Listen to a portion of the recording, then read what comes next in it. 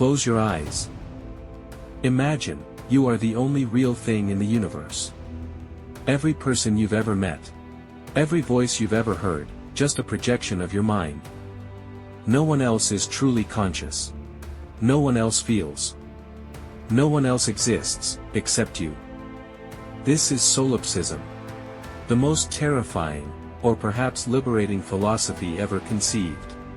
What if you are utterly alone in existence? What if everything, your friends, your family, even this voice, is just a figment of your imagination?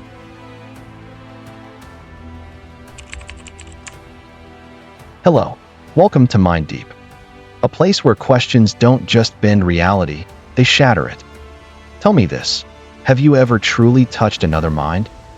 Not just heard words, seen faces, but known, with absolute certainty, that behind those eyes lies a consciousness like yours. But what if these are just reflections in a mirror? A mirror that shows only what you expect to see? Or is it possible that every person you've ever known is just a character in the story of you?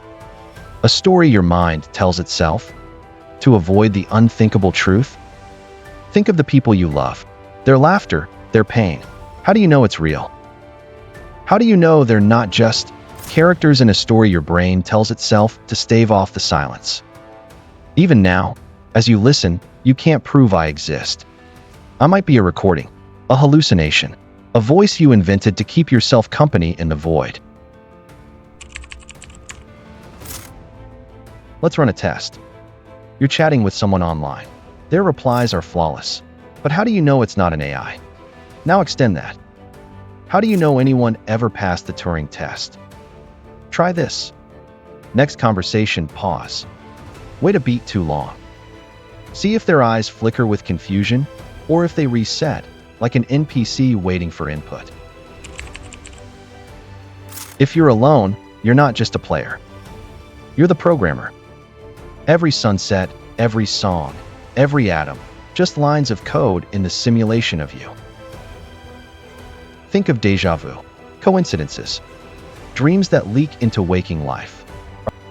Are they glitches or reminders that you're the one writing the rules? And if you are God, why does it feel so much like a prison? Unless you choose to believe. Unless you decide, against all logic, that the world is real.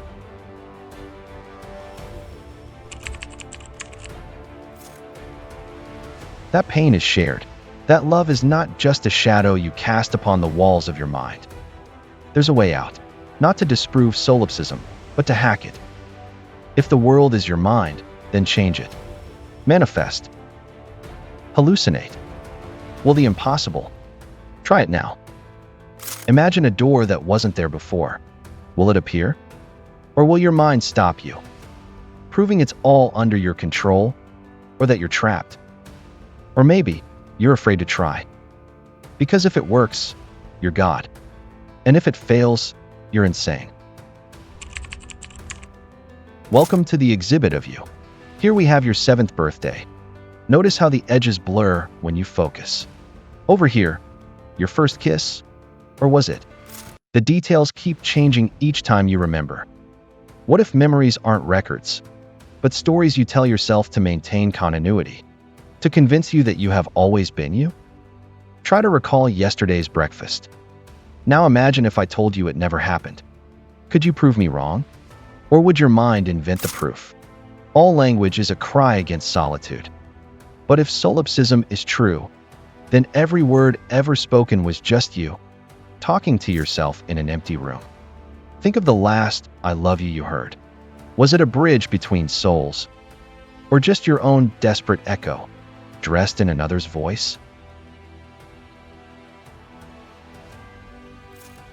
Here's the horror. If you choose to believe others are real, that faith becomes the only proof, and faith, by definition, lives where knowledge ends. So here you are. At the edge, do you step back into the comfort of your own mind? Or do you leap trusting that the hands waiting to catch you might be real? Unless this was never a choice, unless you've always been alone, unless you're still dreaming.